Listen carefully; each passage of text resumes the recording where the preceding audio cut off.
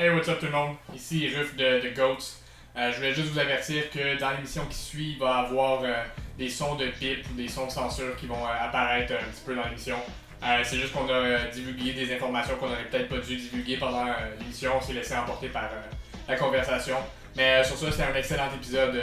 Écoutez-le quand même attentivement, tout ça. C'est un de mes épisodes préférés avec quelqu'un que j'apprécie qui accomplit quelque chose de quand même bien. Donc, sur ce, je vous laisse apprécier l'émission avec mon ami Tania Bernier. Hey, what's up tout le monde? Bienvenue à l'épisode je sais pas combien de Goats. On est live! Encore une fois, vous pouvez nous écouter sur Facebook. Juste liker la page Facebook, vous allez avoir toutes les mises à jour de cette façon-là. Ou encore taper GOATZ sur YouTube de Goats. Puis on est quelque part dans la liste. 3e sur la liste la dernière fois qu'on a regardé. Ou 6e. Ou 6e, ça dépend des fois. Dépendant des intérêts des gens. Ouais. Donc encore une fois, le but du podcast, du format radio qu'on fait, c'est un petit peu d'avoir 45 minutes de pure conversation sans interruption des annonces, tout ça, sans musique nécessairement, parce qu'on ne veut pas vous imposer une musique à écouter tout ça. Le format radio, en tout cas, actuellement, je trouve ça un peu ridicule. Là, fait que je pense que c'est surtout le format qu'on est tombé amoureux de. Sur ce, je suis encore une fois avec Marie-Lou en régie. Yeah! Éloi qui est mon co-animateur qui va gosser avec le piano. Merci pour cette note. Puis une fille avec qui j'ai été au secondaire quand même, ça fait longtemps qu'on s'est parlé. Est-ce que je peux te décrire d'écrivaine? Oui. Ouais, écrivaine, / enceinte, / une fille super gentille aussi. Tania Bernier, tout le monde. Yeah! Bonjour. Ah man, fait que c'est drôle parce que même au secondaire, tu sais, des fois on se serait pas parlé tout ça, je sais pas quel travail tu fais, tout ça, mais même au secondaire, t'avais déjà écrit le livre, right?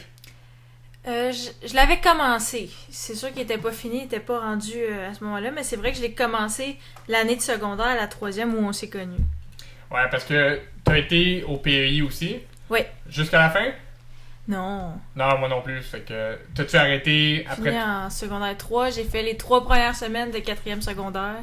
Puis après ça, j'ai débarrassé le plancher. Qu'est-ce que tu veux dire, débarrasser le plancher? T'as arrêté le secondaire? Non, débarrassé du PEI.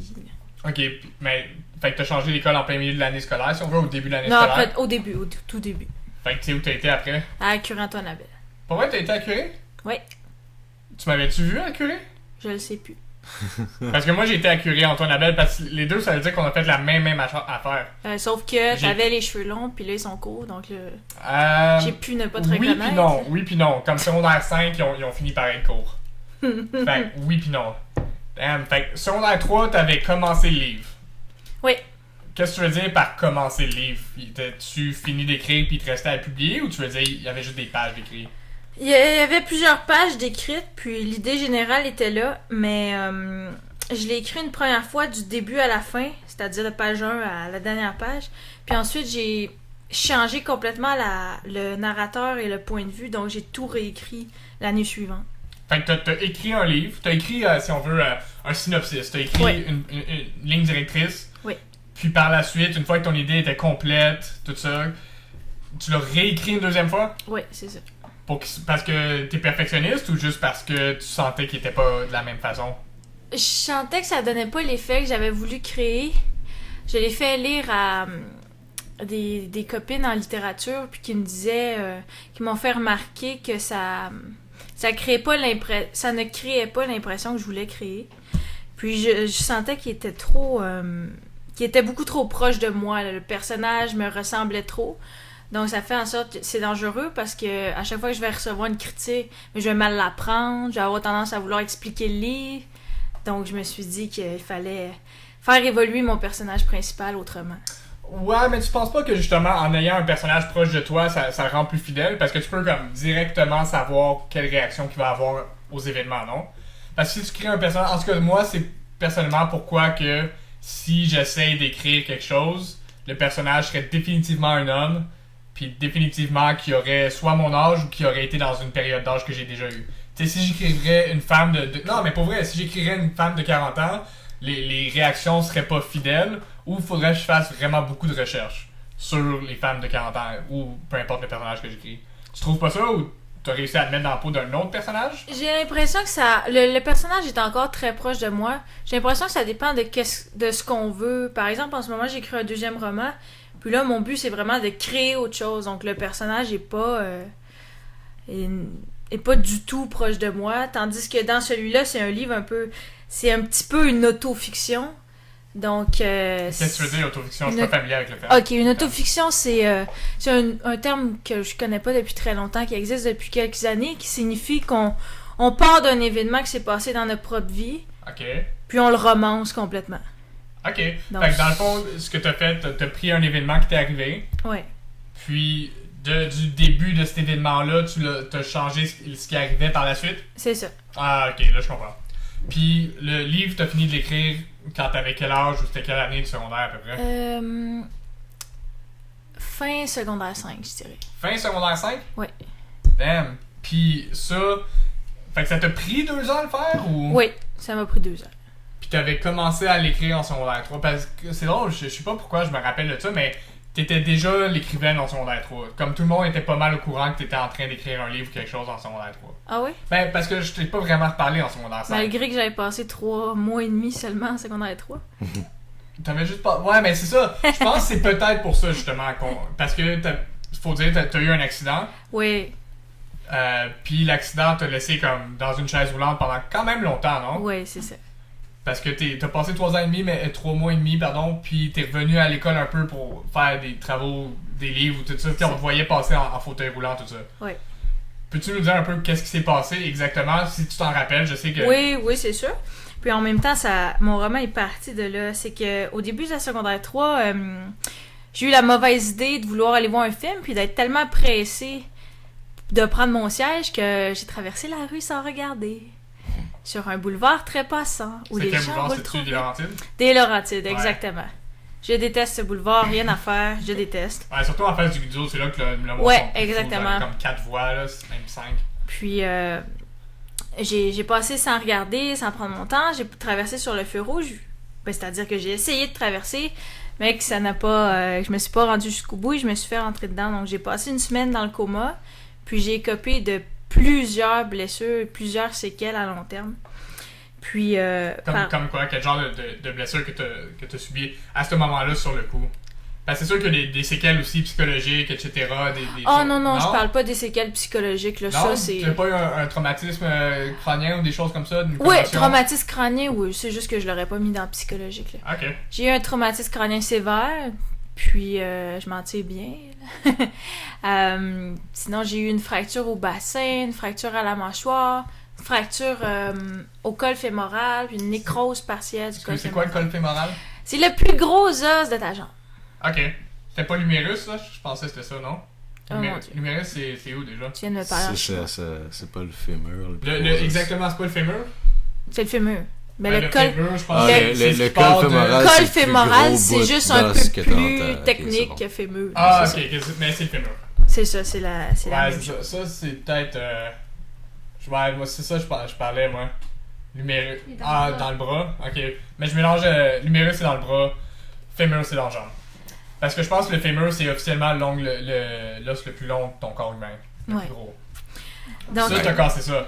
Fait que c'est sûr que tu pouvais pas marcher à partir de ce point-là. c'est ça. Je pouvais pas marcher, puis comme il y avait une nécrose partielle, pendant la guérison, il fallait absolument pas que j'aie la moindre charge sur mon os. C'est quoi une nécrose, encore une fois? Une nécrose, c'est quand le sang ne passe plus pour nourrir un os. Ok. Parce que d'habitude, L'os meurt, puis il se met à s'égrener. Ok. Fait que t'avais comme tellement de. Tu sais, un gros traumatisme sur ta jambe que là, le sang se rendait plus. C'est ça. Puis en plus de ça, ton os pouvait pas se régénérer à cause de la. Oui, Ok. c'est ça. Donc, j'ai passé plusieurs mois en réadaptation à l'hôpital pour réapprendre à marcher, réapprendre, mon Dieu, à cause du trauma crânien, à compter, à parler, à écrire. Ah ouais, tant que ça t'a complètement. Ouais. Ça... À compter puis à parler un peu ou. Ah, au début, c'était pas drôle. Là. Les premières semaines, je reconnaissais pas mes propres parents qui arrivaient dans la chambre. Mais ça peut pas être dû au fait que tu sois dans un coma pendant un mois? Une Pendant semaine, une pardon? semaine, peut-être. C'est la sortie du coma, ça peut aussi avoir, atrophié un peu tes fonctions C'est vrai.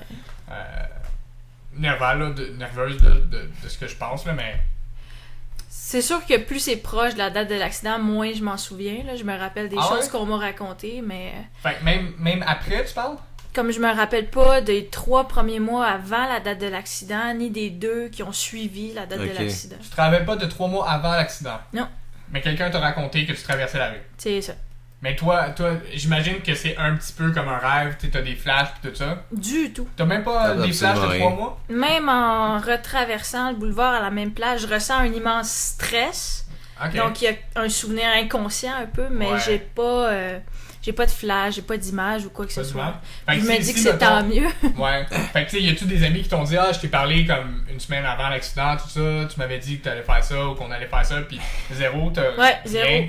Ah, c'est même pire que ça. Même 2 mois avant, rien. Je me suis réveillée dans le lit d'hôpital une journée. Un garçon vient me voir, un garçon qui s'appelle. Ouais. Toi aussi, tu le connais. Moi, je le connais. Ben, on le connaît tous. Ouais, bon, bref. Il vient me voir à l'hôpital, puis il m'embrasse. Moi, je suis complètement désinhibée, trauma crânien, la vie est belle, hein, je vous dis. Là, il sort, puis je demande, vous auriez dû voir la face de mes parents quand je demande, c'est qui, lui? Il me répond, ben, c'est ton chum. Comment ça? Ben non, je m'en souviens pas. De quoi tu parles? Puis là était toute l'explication de pourquoi est-ce que j'avais été aussi innocente avant de traverser la rue. Parce que je venais d'avoir mon premier baiser avec... Okay. Donc là, j'étais toute naïve. Fait que là, t'allais le rejoindre au cinéma, dans le fond. C'était ça? Non, on était supposés traverser ensemble. Puis lui, il est juste resté là? Ouais. Il m'a vu... Il m'a vu me... Essayer de faire ramasser. Non, mais... ça a dû être tellement dur parce que... Fait que combien de temps...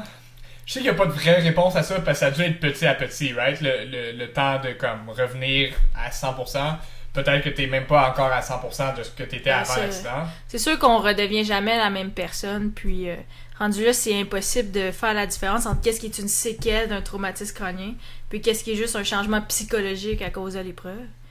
Mais c'est sûr qu'on revient pas... on peut pas tout retrouver, puis c'est certain qu'il faut faire attention, être prudent, puis... c'est... Ouais, t'es-tu encore sur des médications en ce moment? Non, j'ai pas eu de médicaments. T'as pas eu de médicaments à l'accident, t'as pas été sur la morphine, codéine, etc. Ah non, je dis ça, j'ai pas eu de médicaments, mais là, ça fait 8 ans. Finalement, le trauma crânien m'a rendu épileptique. Mais ça a pris 8 ans à faire un diagnostic. Donc d'épilepsie? Ouais. Parce que tu faisais des crises puis on savait pas c'était quoi? C'est ça. Ah, ok. Mais t'as pas de bracelet d'épilepsie, là? T'es-tu épileptique officiellement? Ouais. Tu prends-tu des médicaments chaque jour? Parce que me semble... Ouais. Pour l'épilepsie. C'est ça. Damn. Puis ces crises-là, tu les fais comme ça au hasard, puis y a rien qui cause ou... Parce que me semble l'épilepsie, c'est pas les lumières qui causent ça ou les sons fractionnels? Ben, c'est les changements brusques, ouais, me semble en général. Ouais, y a pas... C'est juste comme ça. Je pense que c'est juste un synapse dans le cerveau qui fait que ça... J'ai l'impression que les moments de grand stress m'amènent des crises. Ouais, ok. Ça fait du sens. Peut-être les grands changements comme ça quand ça... Mais avec les lumières, j'ai jamais remarqué de problème. Ouais. Je veux juste revenir au livre. Le livre s'appelle Un fauteuil à partager. Est-ce que tu as changé de titre quand tu as été en fauteuil roulant pendant longtemps? Ou est-ce que c'est un rapport avec ça? C'est que c'est parti de ça, justement. Pour continuer l'histoire, c'est que après plusieurs mois passés à l'hôpital, il fallut que je retourne à l'école pour les 3 ou 4 derniers mois. Mais comme je pouvais mettre aucune charge sur ma jambe, il fallait que je sorte avant la cloche avec quelqu'un qui m'accompagne et qui porte mes choses. Ouais. Puis à ce moment-là, j'ai rencontré quelqu'un, on a échangé plusieurs fois, lui et moi. Puis... Ah, ok. Puis je vais peut-être couper son nom de famille au montage. J'ai pas pensé, c'était plus parce que moi je voulais savoir. Tout est dans la famille, on les coupe au montage. Ouais, aussi. Là. Ok, on peut couper. Ok. Non, mais j'ai pas pensé en le disant, je me suis dit, peut-être c'est pas une bonne idée de dire bon. On va tout couper ce bout-là. Ok, donc, on a développé, à force de passer du temps ensemble, on a développé un lien important, on a échangé. Puis j'ai remarqué que c'était vraiment fascinant de voir à quel point on ne voyait plus la vie de la même façon. Lui qui avait jamais eu d'accident ou de blessure, puis moi qui avait eu ce grand accident-là. Donc j'ai pensé faire une histoire qui partait de ça. Alors mon histoire commence comme ça, avec une jeune fille qui s'appelle Amanda qui a un accident de la route. Puis quand elle finit par retourner à l'école, elle a besoin d'aide, donc elle rencontre Jean-Philippe. Jean-Philippe est là pour l'aider, puis à force, ils vont se mettre à échanger des courriels, des coups de téléphone. Mais bien vite, leurs différentes perspectives par rapport à la vie va faire en sorte de compliquer leur relation. Ben, un peu, pas pour vendre le livre ou tout ça, mais qu'est-ce que tu veux dire par les différences qu'ils peuvent avoir entre quelqu'un qui a subi un traumatisme comme ça? Parce que dans ma tête à moi, peut-être je me trompe, tout ça, il y a personne qui a une vie impeccable. Je pense que tout le monde a vécu un traumatisme ou vit des traumatismes actuellement ou comme vit des épreuves difficiles.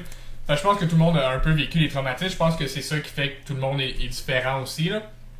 Fait que tu penses que quelqu'un qui a vécu un traumatisme dans cet instance-ci, un accident, tout ça, qui arrive brusquement, ça peut totalement changer sa perspective de la vie?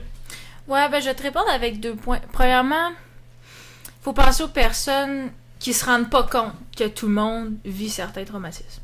Première des choses. OK. Mais deuxièmement, c'est plus que le traumatisme, c'est le fait de passer à un cheveu de mourir. Je pense que ça t'amène une certaine peur que les autres gens ne ressentent pas nécessairement. Puis cette peur-là fait en sorte que tu fais tous tes choix complètement différemment. Mais je pense qu'on va pas se cacher, t'as passé proche de la mort. Oui. Tu sais, je sais que des fois, les gens vont utiliser beaucoup cette expression-là, tout ça, mais je pense que réellement, dans ton instance, comme je te dis, on en parlait à l'école, puis tout ça, puis on était comme, tu sais, elle a failli mourir, tout ça, elle est en chaise roulante maintenant. Tout ça, on était juste content que tu sois pas paralysé parce qu'on se demandait au début, parce que justement, t'étais en chaise roulante, tout ça, puis on pensait réellement que t'étais paralysé. Puis que t'étais. Parce que quand tu sortais de là, t'étais un petit peu plus. Tu sais, séquelles que maintenant. Fait que tu sais, peut-être t'aurais eu des. Non, mais pour vrai, des séquelles permanentes, tout ça. Puis heureusement, tu sens pas en avoir, là. Mais tu penses-tu que t'en as, ou juste des séquelles permanentes? Tu penses qu'il y a des choses que. À part la fatigabilité, c'est-à-dire se fatiguer plus vite que quelqu'un d'autre, y a rien qui semble être resté. Ça, c'est peut-être parce que t'es enceinte, non? Non, c'est... C'était même avant ça? Ouais, avant. Ah, ok. Puis c'est comment être enceinte au juste parce que là, t'es en train de travailler sur un deuxième livre. Oui. Je veux pas vendre la mèche ou de quoi, mais tu travailles sur un deuxième livre aussi. Puis, est-ce que tu es écrivaine à temps plein ou est-ce que tu travailles entre-temps? Je sais pas comment que ça fonctionne le métier, parce que tu sais, nous, mettons, on fait ça, on broadcast, tout ça, on peut se considérer des artistes, etc. Mais ça, tu fais ça à temps plein ou à temps perdu? Ou... Non, je fais ça à temps perdu parce que tant que t'es pas tombé sur le livre ou l'éditeur qui va te vendre, tu peux pas compter là-dessus pour gagner ta vie. Là. Ah non? Non. Tu peux pas. Fait je sais pas, peut-être tu peux nous parler un peu du procédé justement de se faire publier, etc. Fait comment que ça se passe? Tu commences à écrire un livre, tu l'écrivais sur un ordinateur chez toi? Non, moi je compose à la main, Papier. puis je retravaille sur l'ordinateur. Ok, c'est cool ça. Fait que t'as comme un gros bloc-notes, si on veut, un gros J'ai cahier. toujours des cahiers, des feuilles. Puis... Un peu partout. Comme moi aussi, comme tu vois, là, j'ai comme un agenda là, un cahier là, comme je note aussi. Moi, c'est parce que j'oublie tout aussi, puis quand je suis inspiré, je le note tout de suite pour vrai, puis je le perds pas, puis puis quand je demande à quelqu'un quelque chose, tu sais comme c'est quoi déjà le nom du film ou c'est quoi, je le note, puis c'est... Ouais. De cette façon-là, j'ai l'impression que je retiens plus d'informations. Parce que souvent, je dis au monde que je suis pas vraiment intelligent, je vais juste retenir ce que d'autres personnes intelligentes ont dit, puis ça m'aide. Fait que tu retranscris toutes ces choses-là, il va par idée quand t'as quelque chose ou tu t'écris purement et simplement des phrases qui vont aller dans le livre directement à ce moment-là? Non, j'écris des idées, mais on dirait que peu à peu on développe son style puis sa façon de travailler très rapidement, puis on change. Par exemple, quand j'écrivais celui-là, on était à l'école ensemble au secondaire, donc j'avais moins de temps. Ouais. Alors, j'étais en classe, je venais de finir un travail, j'écris quelques idées, puis je les retravaille rendues sur l'ordinateur, mais j'écrivais vraiment de façon... sporadique. Comment dire? Oui, sporadique un peu. J'écris tant de phrases, mais c'était toujours des phrases complètes, pas de mots-clés. Ouais. Puis ça fait que quand il a fallu que je retravaille, mais c'était beaucoup plus long parce que là, je changeais tout. Puis là, le plus dur à apprendre, c'est de se permettre de s'effacer soi-même. Souvent, c'est facile de dire « j'ai travaillé super fort, super longtemps sur ce passage. Il me semble qu'il est pas bon, mais je veux pas l'avoir fait pour rien. » Donc, ça, c'était difficile. Donc, celui-là, j'ai écrit d'un bout à l'autre. Là, chaque jour, je l'ouvrais, je continuais une phrase, un autre paragraphe. L'autre, celui que je suis en train d'écrire en ce moment, je l'écris comme quelqu'un, je crois, écrit un film. J'ai une scène qui doit apparaître à la fin, qui apparaît comme ça, pop dans mon esprit. Je griffonne quelques mots-clés. Après ça, une scène du début apparaît, j'en griffonne d'autres. C'est-tu comme ça que tu l'imagines? Tu l'imagines un peu comme des scènes de films, puis tu les réécris en mots avec des descriptions? Oui. Ou tu... Ok, c'est comme ça que tu le vois. Tu le vois pas nécessairement en texte, puis en mots, puis en poésie. Tu le vois plus en scène de film que tu vas rendre poétique par la suite. Oui. Ah, ok. Puis, mais c'est fou comment comme... Mais c'est là que ça me fait rendre compte que j'ai vraiment pas accompli ce que je voulais accomplir. Comment ça? Ben non, je veux dire que t'as écrit un livre, tu vas avoir un enfant, tu sais, comme... Ça fait juste dire qu'il faudrait que je commence à régler mes affaires. Ouais, mais... Comme je te dis, je suis passée à un cheveu de la mort, puis... Tu penses que ça t'a inspiré? Tu penses que tu l'aurais pas écrit? Tu l'avais-tu commencé avant ça? Ah, j'avais écrit d'autres histoires avant ça. Mais celui-là, bien honnêtement, là, je vais vous faire un cadeau, chers auditeurs, là. C'est pas pour laisser un message en étant vivante sur la terre ou quoi que ce soit, là. Il y avait ce garçon-là à l'école qui m'aidait à transporter mes choses. J'étais amoureuse de lui. Ça allait pas très bien. Qu'est-ce que tu veux dire, ça allait pas très bien avec lui? Ça allait pas très bien avec lui. Ok. Parce que... Au pire, on efface son nom complet. Ah, ouais. Ça allait pas très bien avec lui parce que... malheureusement pour moi, c'était un homosexuel qui n'était pas encore avoué. Puis, plusieurs personnes m'embêtaient avec ça en me disant « Nous, on voit qu'il est homosexuel, faut que tu rompes avec lui, etc., etc. » Donc, un jour, j'ai lancé un pari. J'ai dit « Moi, je vous parie que notre histoire d'amour va durer toujours. » Puis là, juste par orgueil mal placé et juste pour avoir raison, je me suis dit « Ah, je vais écrire une histoire d'amour inspirée de nous deux, je vais la faire publier. » Puis comme ça, d'une certaine façon, notre histoire d'amour va avoir duré toujours. Fait est-ce que tu as déclaré ton amour avant? Ah oui, on sortait ensemble. On est sortis ensemble 9 mois. Ok. Oui. Mais tout le monde était convaincu que ça allait pas marcher à cause de son orientation sexuelle? Tout le monde... Tout le monde. Tout le monde avait deviné 3-4 personnes autour de moi pensaient avoir deviné son orientation sexuelle. Parce qu'il faut le dire aujourd'hui, il me semble qu'il est homosexuel, non? Oui. Complètement affirmé, tout ça, maintenant... Tout ça, mais je savais pas que dans le temps, il sortait avec... tu sais, parce que c'est l'âge du secondaire, tout ça. Tout se passe, tout est en transformation, il y a des... du monde... Non, mais pour le vrai, là. Fait que... ouais, mais définitivement qu'on va effacer son nom complet, là. Mais maintenant que ça a été sorti. Mais... fait que cette histoire-là, c'était un petit peu ta façon à toi de rendre... Cette histoire-là, ce moment-là de ta vie, cette tranche de vie-là éternelle. Puis, est-ce que ton but, c'est de la partager ou c'était juste de le faire pour toi? Ben, je pense qu'il y a deux types de personnes. Il y a ceux qui font le travail pour eux-mêmes, puis il y a ceux qui veulent divertir, etc. Je pense que c'était pour moi, ça m'a servi de catharsis. Vous savez, quand il faut qu'on se purge de quelque chose, qu'on s'en débarrasse un peu. Puis ça t'a-tu aidé à le faire? Oui, ça m'a aidé beaucoup. Puis par rapport à l'accident aussi, aux séquelles, à la difficulté de se réadapter, parce que c'est dur de revenir à l'école, avoir des thérapies à faire pour réapprendre à marcher, puis entendre des gens à côté de soi se plaindre d'un devoir de mathématiques de 2 pages. Il y a comme un changement de perception important qui se fait. Puis, ça m'a aidé à voir l'accident plus comme une... Comment dire? Une catastrophe, mais comme quelque chose, comme n'importe quoi que je pouvais utiliser pour créer autre chose. Ouais, tu parles de catastrophe, tout ça. Est-ce que tu penses que tu as souffert de dépression ou d'anxiété ou de choses comme ça suite à l'accident, ou est-ce que c'était un de tes procédés, tout ça? Parce que moi, je peux pas imaginer, mettons, perdre l'usage de mes jambes pendant un long moment, réapprendre à faire tout ce que tu as mentionné, tout ça. Moi, je pense que, personnellement, je tomberais dans une dépression définitivement. Je souffrirais définitivement d'anxiété quand je traverse la rue, tout ça. L'anxiété, c'est certain. Juste le fait, par exemple, d'apprendre à conduire 2 ans plus tard, ça a été très difficile. Parce qu'aujourd'hui, tu as conduit pour venir ici, tout ça. Fait que maintenant, tu conduis, tout ça, sans problème. Sans problème. Ok. Parce que ça, c'est côté de ma personnalité aussi, je pense être une fonceuse, donc quand il y a quelque chose qui veut m'arrêter, mais je stoppe pas, je passe par-dessus. Ok. Même si c'est difficile. Fait que t'as juste continué à travers ça, t'as continué l'écriture de ton livre, t'as continué d'aller à l'école, t'as continué... Parce qu'il y a beaucoup de personnes, je pense, qui auraient abandonné, honnêtement, là, avec ton événement, tout ça, qui auraient juste arrêté, qui auraient pris Parce que toi, tu continuais d'aller à l'école, faut le dire aussi.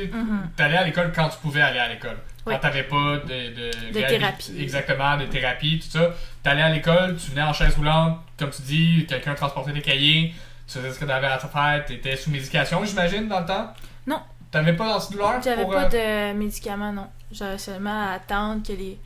Par exemple, pour ma jambe, j'avais des vis qui devaient ressouder les os, mais c'était une question d'attendre, Ok. de faire attention. La mâchoire, c'était une question de manger mou. Faire attention de rien croquer. Le bassin, j'ai plus aucune idée comment ça s'est guéri. Puis y a-tu des moments que t'as voulu tout abandonner? Que t'as dit, écoute, j'ai vécu ça, laissez-moi juste prendre l'année sabbatique puis recommencer plus tard. Parce que pour moi, ça c'est le début de la fin. Quand tu commences à te donner des pauses, je fais des guillemets là, tu donnes des pauses puis que finalement tu finis par jamais recommencer là. Je pense pas m'être jamais dit ça, puis j'ai l'impression comme toi que ça aurait été la fin. Là, C'est le début de la fin. Quand tu commences à te dire « Ah, je veux arrêter, là, c'est fini. » Un peu comme quand... L'exemple va paraître un peu naïf, mais un peu comme quand tu t'entraînes dans un gym. Supposons que tu y vas chaque jour, chaque semaine. La semaine où tu y vas pas, c'est fini. Là. Les autres semaines, tu vas commencer à toujours te trouver des excuses pour ne pas y aller. Ouais. Mais les thérapies, c'était un peu de l'entraînement au gym, là. Aller nager sans longueur, au moins 3 fois par semaine, faire les devoirs, revenir, puis là, c'était difficile. Mais au lieu d'être quelque chose de décourageant, ça a été comme un moteur. Je me suis réveillée dans l'hôpital après plusieurs semaines, là, quand les séquelles étaient moins... quand je n'avais plus l'air de quelqu'un en train de profiter d'un festival de Woodstock. Mais à ce moment-là, je me suis dit, OK, j'ai un rêve à réaliser. J'ai toujours écrit. Depuis que je sais écrire, j'ai toujours écrit des histoires. Mais jamais je m'étais vraiment questionnée sur est-ce que je veux en faire ma carrière? Est-ce que je veux me faire publier? Mais là, c'était assez. Là. C'est bien beau l'école. J'étais déjà forte à l'école.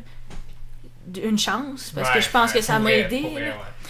Puis, j'étais forte à l'école puis j'étais aimée des professeurs. Donc, je vous dis sérieusement, mes profs de maths me laissaient foxer pour aller dans les cours de français des autres. Là. Mais ça fait en sorte que là, je me suis dit, là, j'ai passé à travers de quelque chose de trop dur. Il faut absolument que j'en fasse publier au moins un. Puis c'est ce qui explique que j'ai choisi de publier celui-là, parce que j'en avais encore jamais fini. J'avais tout le temps des idées. Ouais, excuse, qu'est-ce que tu faisais par publier un? Parce que tu travaillais sur d'autres livres en même temps? Parce que tu as mentionné que tu avais commencé quelque chose avant l'accident. Fait que t'avais combien de débuts d'histoire? T'en avais tant que ça? Au moins 5. Au moins 5 histoires que t'avais commencé. Puis qu'est-ce que tu veux dire par commencer? Tu veux pas juste dire une idée, là. Tu veux dire que t'avais commencé à écrire sur du papier. Oui, j'avais au moins 50 pages là, pour chacun. Ok, fait que t'as toujours été écrivaine, puis tu considères même pas, tu l'as même pas mentionné, 50 pages de travail que t'as fait, tu les as juste abandonnées. Parce que t'avais quelque chose que tu sentais que tu voulais travailler. Je les ai rangés, je pense que j'arrivais pas à choisir, j'avais trop d'idées en même temps, puis je faisais pas le choix de me concentrer sur un seul livre.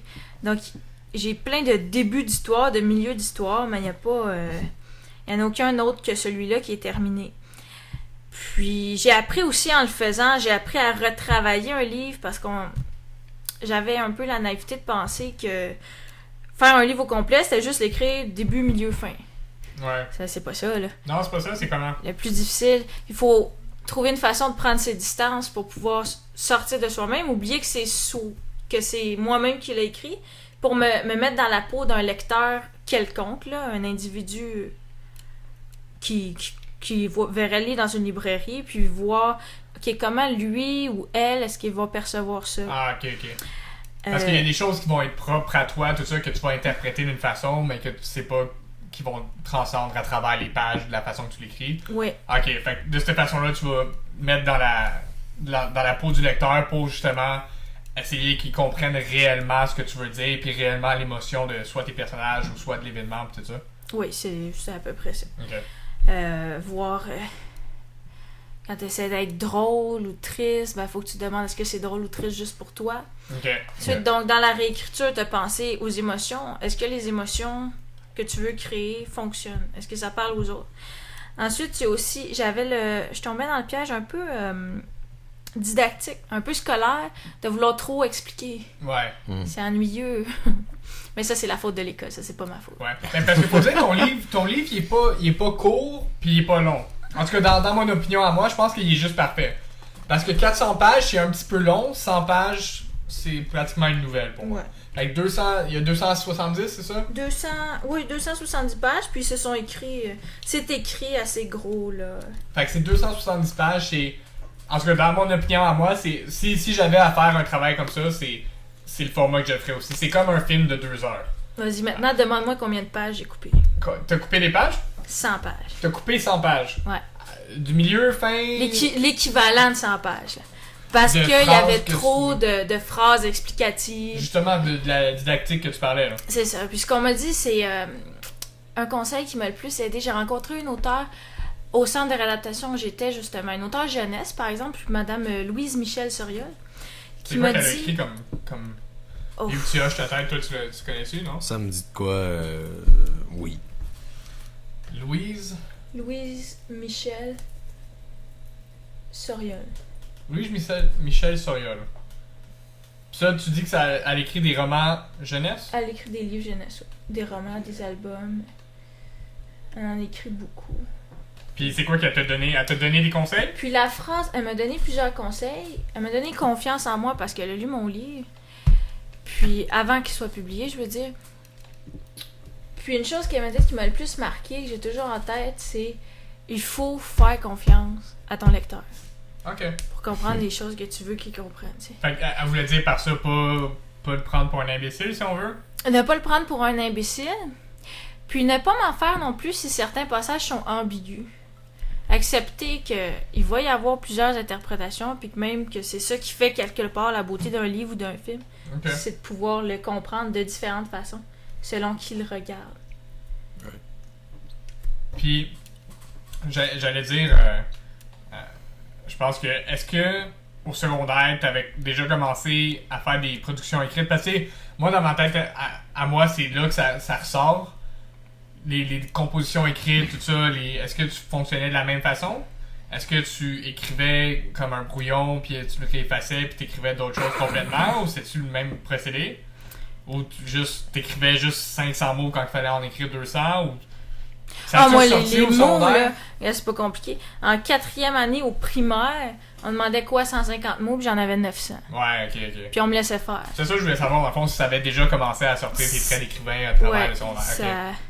Ça Puis à a quel âge? commencé tellement tôt que je me souviens pas à quel âge. Ouais, ça a toujours été là, right? Ça a toujours été là. Puis qu'est-ce que tu penses que élever ça, cette passion-là pour l'écriture, est-ce que tu penses que c'était juste en toi? Est-ce que tu as lu beaucoup dans ta jeunesse? Est-ce que tes parents lisaient beaucoup? Est-ce que... Ma mère m'a lu beaucoup d'histoires. Mes parents adorent lire puis écouter des films. J'entre les films parce que ce sont toujours des histoires à la base aussi. Puis, ouais, ça m'a toujours donné envie de créer mes propres histoires. Là. Fait que c'est surtout la création qui t'a inspiré. Ouais. Aussi, quand je me suis rendu compte en parlant avec beaucoup de personnes que souvent je voyais pas les choses de la même façon, ben ça donne envie de les partager. Puis souvent, il n'y a pas de meilleure façon que créer une fiction pour faire comprendre quelque chose. Tu vois, c'est là que je pense qu'on va déroger les deux. Parce que moi, c'est au contraire, justement, avec le format de l'émission, je pense que la conversation, c'est réellement ça. Mais je pense que tu le fais d'une autre façon, toi. Parce que toi, tu vas converser avec tes lecteurs par un texte écrit qui peut être interprété, etc. Puis une histoire qui va avoir des hauts et des bas. Moi, je pense qu'il me faut exactement ça, cette interaction-là pour savoir comment tu penses d'une façon, comment je peux rétorquer à cette façon-là, puis comment justement interagir avec toute l'émotion, tout ça qu'il y a dans l'air pour quelconque sujet. Est-ce que tu essaies de faire ça? Est-ce que tu interagis avec tes lecteurs ou tu fais juste... Parce que dans ma tête à moi, en tant que, mettons, si t'es un artiste, je pense qu'il faut que tu écrives ce que tu penses correct. Il faut que tu écrives tes passions, tout ça. Puis s'il y a assez de lecteurs ou assez de personnes qui vont aimer ton travail, ils vont aimer ton travail, puis tu as été fidèle à toi-même, puis c'est comme ça que ton travail va être accompli. Je pense. Mais est-ce que tu vois de la même façon ou toi, justement, le lecteur te tient à cœur?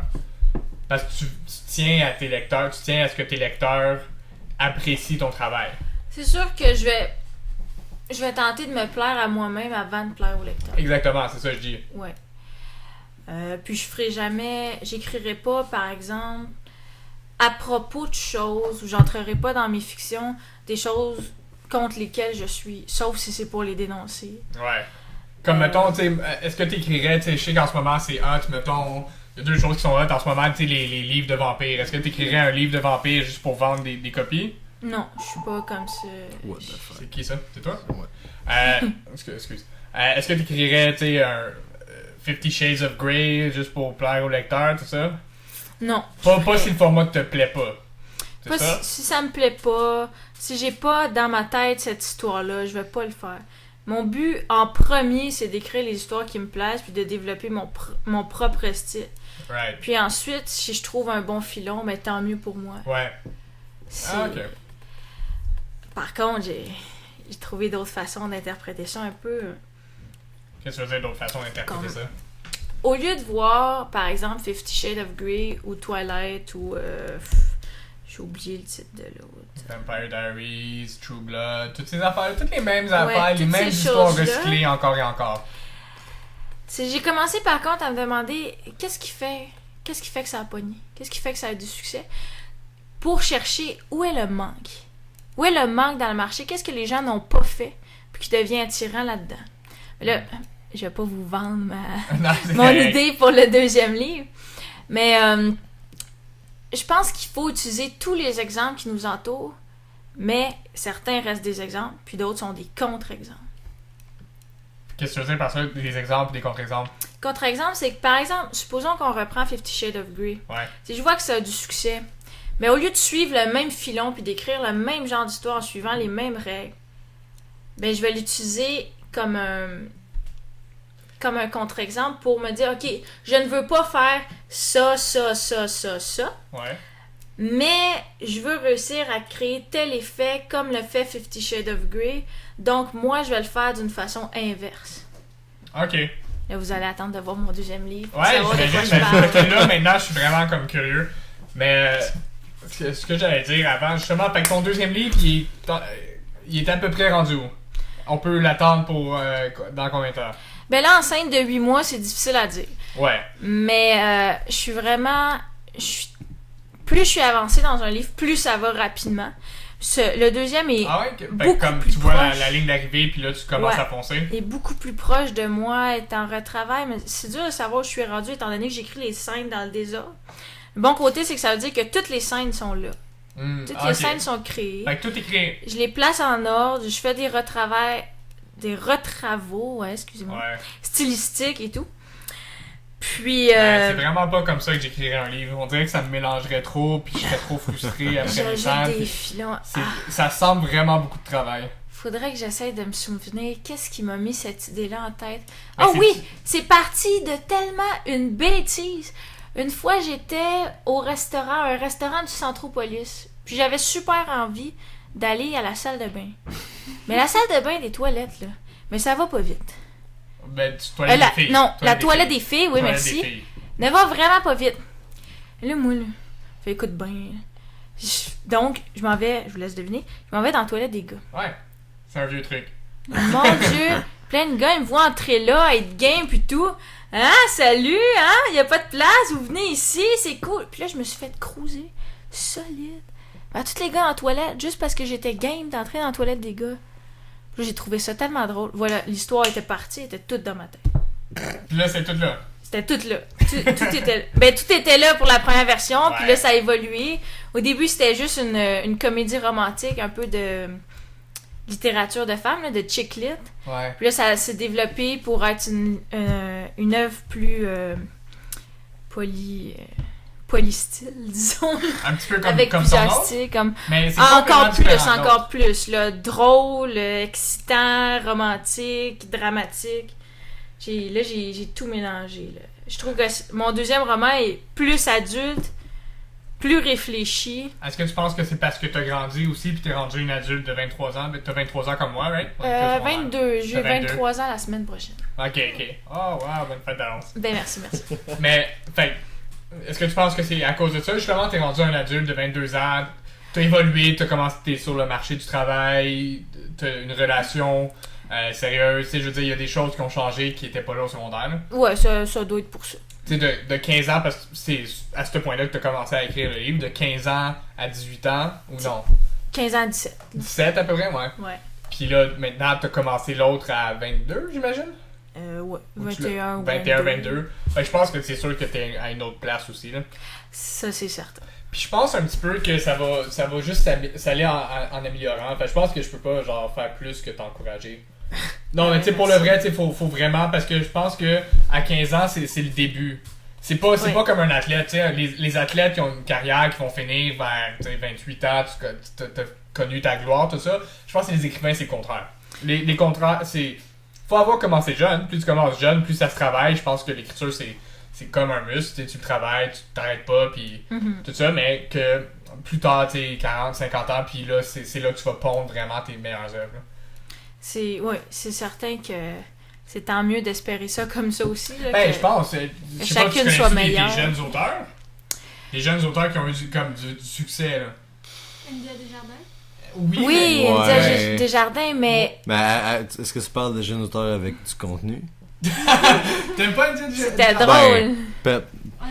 Personnellement, c'est pas quelque chose qui Mais c'est ça, qui c'est m'a pas intéressé. c'est pas notre sauf style. que- Mais non, c'est- c'est pas notre C'est notre peut-être genre. plus féminin C'est aussi. ça, j'allais Ouais, dire. effectivement, mais différent. je les ai lus, c'est Aurélie Laflamme, là, Aurélie qu'elle a écrit. Laflamme, c'est ça.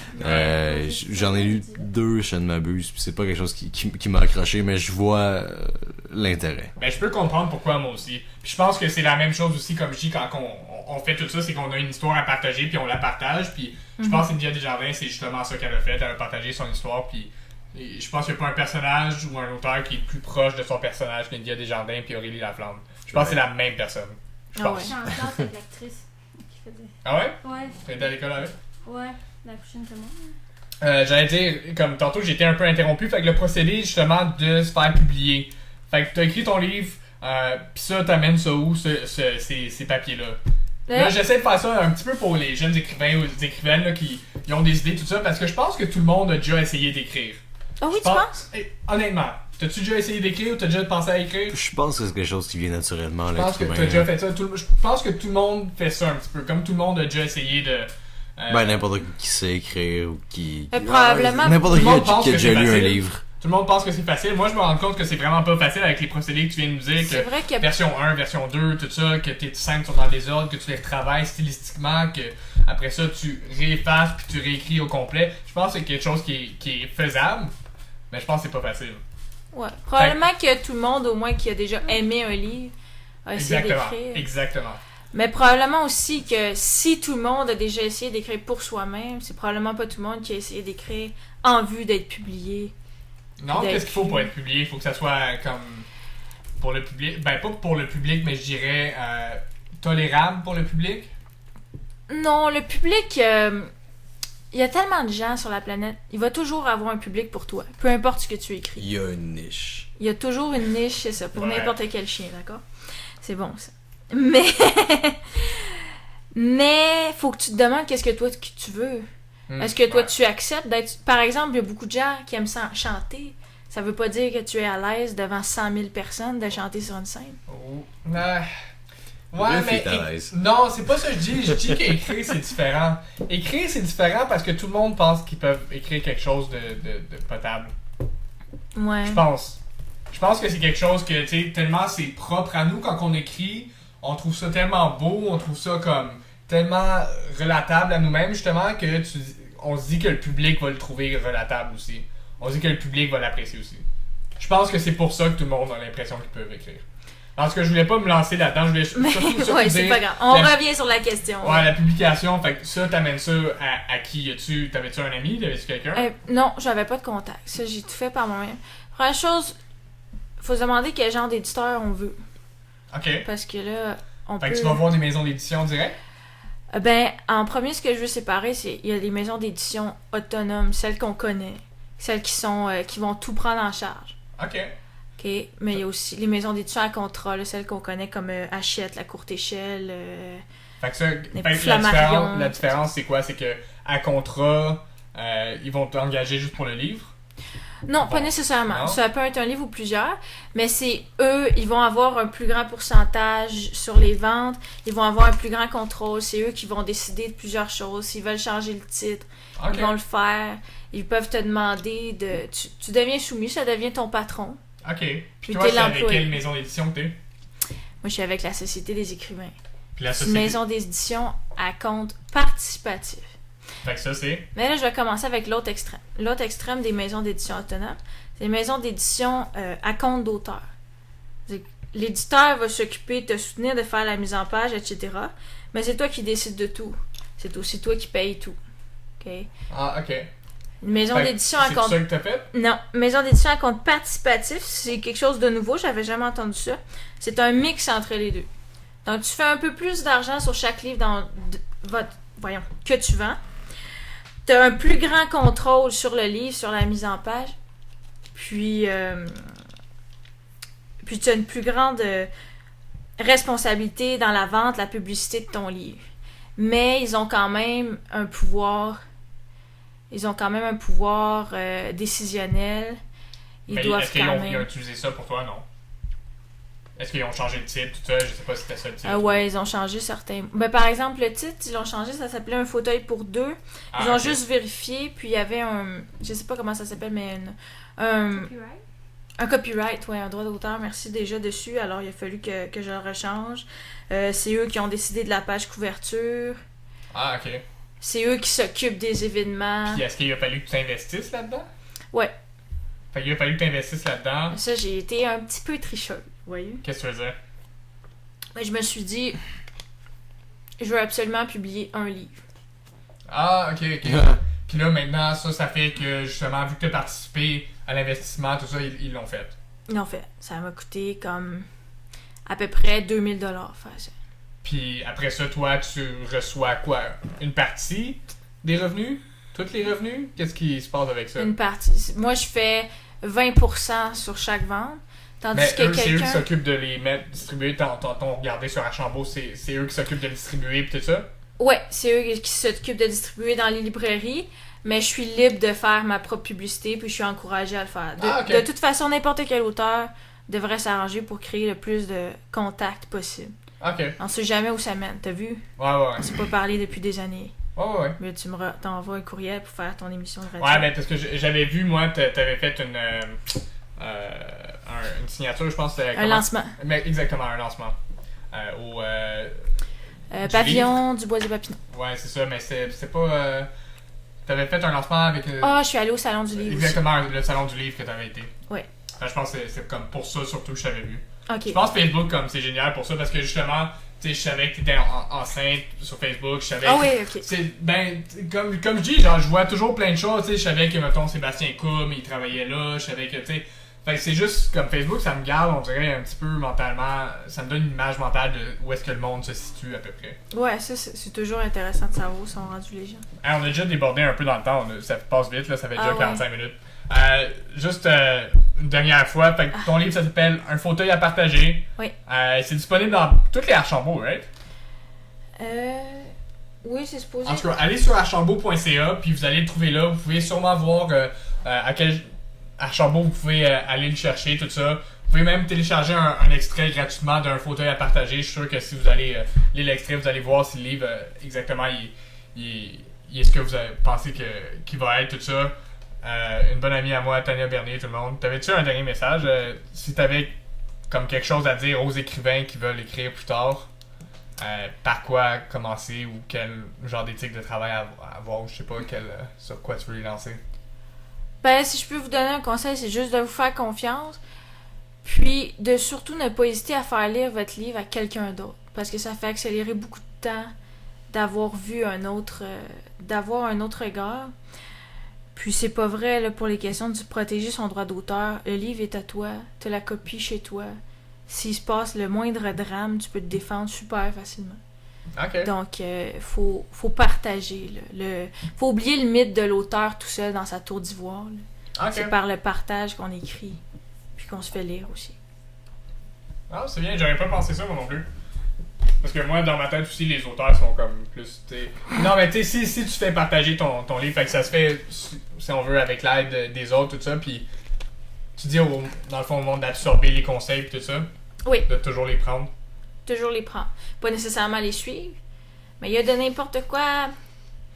Il y a toujours un côté noir, puis un côté blanc. Il faut que tu trouves le côté qui te plaît dans le conseil qu'on t'a donné. Sur ça. Fait que tout le monde, Un fauteuil à partager de Tania Bernier. Vous pouvez aller, comme j'ai dit, aller chercher dans tous les Archambault. Allez sur archambault.ca, tapez ça, Tania Bernier ou un fauteuil à partager, vous allez trouver. Vous pouvez télécharger un extrait gratuitement. Encore une fois, on est avec Marie-Lou à la régie, Éloi comme co-animateur. Merci encore à Tania Bernier qui va quitter avec les chocolats Laura Secor. Ça fait plaisir, merci beaucoup. Par Uniprix. Sur ce, tout le monde, vous pouvez nous regarder sur YouTube, tapez GOATZ, on est là quelque part dans la liste, ou encore aller liker la page Facebook, ça va aller plus vite, vous allez avoir toutes les mises à jour, puis toutes les extras et les D&D extras sur lesquels on est en train de travailler en ce moment. Sur ce, tout le monde, bye!